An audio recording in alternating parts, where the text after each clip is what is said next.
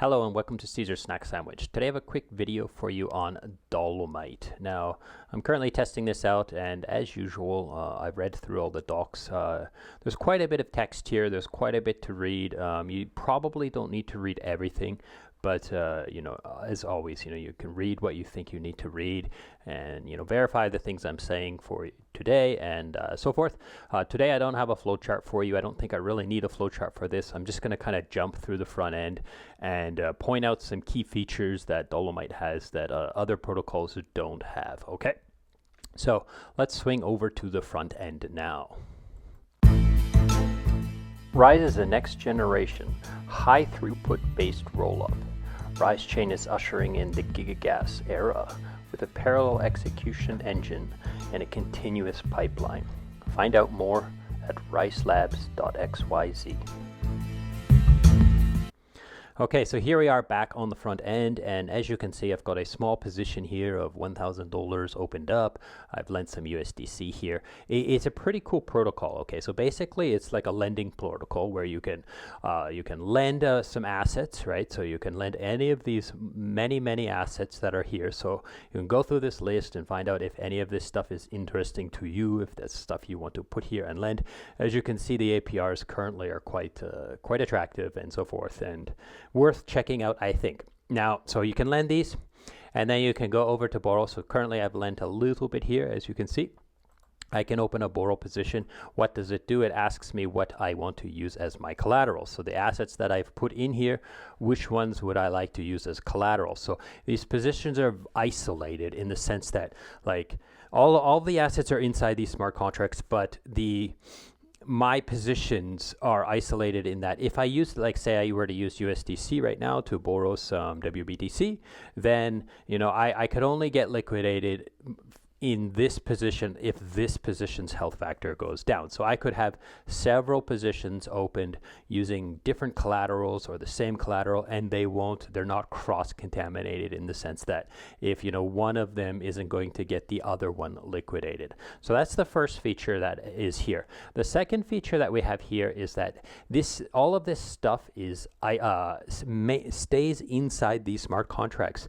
You can withdraw, of course, but everything that you do is done inside these smart contracts, so assets are not leaving. So like if you go to Aave and you put USDC as collateral and you want to borrow, say, WBTC, then what it's going to do is it's going to take the USDC out of your wallet, put it into the Aave contracts, and then take the WBTC out of the Aave contracts and put them into your wallet. But here it doesn't do that. So you put your USDC into the contracts, and then you borrow your WBTC into the contracts. So the WBTC stays inside those contracts. And then you can utilize it. So it's more for like longing and shorting or collecting points or stuff like this, and it maintains it inside here. The other key feature is obviously there are a large amount of possible.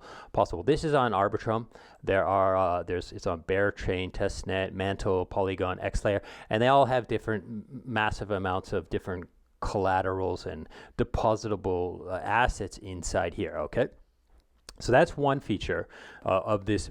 The assets stay inside the contract, and you'll see why this is important. So for example, let's say I've lent some USDC, which I've done, as you know, I've got some USDC lent, and then let's say the utilization of that USDC goes to 100%. So all of the USDC in the system is lent or is borrowed, right?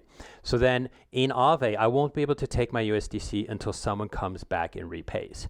But what you can do here is you can swap with Zap functions. So you can say, hey, I've got my USDC. It's 100% utilized, so it's locked in. I can't take it, but I need the money right now. So what you could do is you could go to swap, and you could choose USDC, and then choose something like DAI. And then I could just swap like whatever amount of USDC I want. And that's too much, right? So let's just do 100.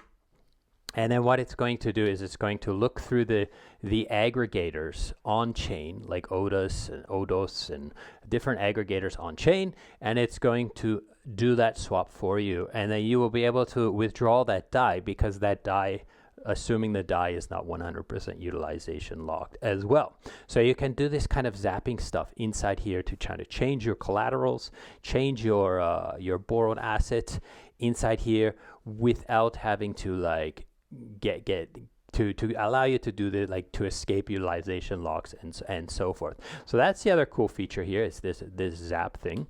There are of course some strategies here where you can kind of leverage loop up one-click things. So like, you know, if I want to leverage loop any of these assets, that this is pretty straightforward stuff nowadays. So I'm not going to really explain to it, but basically, you know, you put collateral, you put this GMBTC, you borrow WBTC, swap it for GMBTC, add it as collateral, and loop it. This is 5 times loop, and it'll get you this like 16% because the GMBTC has some APR inside it. Okay. Another cool feature is a few of these assets. If I go to balances, a few of these assets, as you can see, like GLP, it allows you to like deposit your GLP in here, but still get the benefits of staked GLP. So like if you take your GLP and you stake it into GMX, then you can vest your ES GMX tokens and so forth. So what this allows you to do is it allows you to also maintain that power, that ability to do so. There's a few of those in here, like this Jones thing. If you deposit, then you can claim some extra rewards, right? If you on the Jones DAO website and so forth. So as you can see, there's a few little things like that. There are some other ideas here, like some rewards. So they're going to be giving out some OARB for people who do certain things. You'll have to kind of check exactly how this, because as you can see, this is currently concluded. So I haven't really dug deep into exactly why what functions you would have had to do in order to get this OARB, but it has happened in the past and it may happen again in the future. So like maybe if you deposit some assets, you can get some OARB, and then you can exercise this OARB for ARB and get some extra rewards. They had this minerals program. As you can see, it is also done. It was pretty advanced. I read through it, but again, since it's over, I'm not going to really talk a lot about it, but basically it was a way to get the community to learn how this thing works by performing actions and earning points, which those points would then be convertible, obviously, to something of value in the future, or roles in the Discord and so forth like that. So again, I'm not going to really talk too much about these because they're over, but they were there, so they might return in the future. There's some history tab, and then there's this pool tab, which is quite interesting.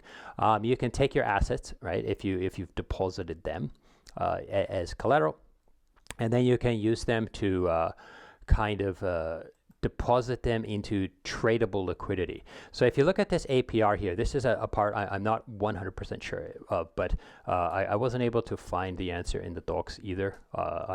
Anyhow, so basically what it's saying is that like you're going to be like, in this case, I've deposited ETH and USDC as tradable assets, so then people can trade through ETH and USDC with my liquidity, and I'll earn some trading fees. But if you look at the APR here, the APR breakdown is lend APR and pool APR. Now you might be wondering like, hey, well, why would I do this if the lend APR is only 29%, whereas right now if I go here and the APR for lending USDC is 55%.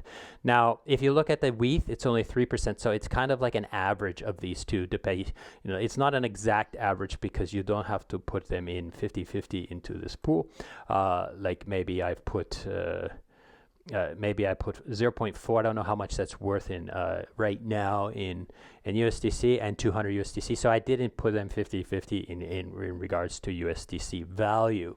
So you can consider doing that as well. Of course, there are many other choices.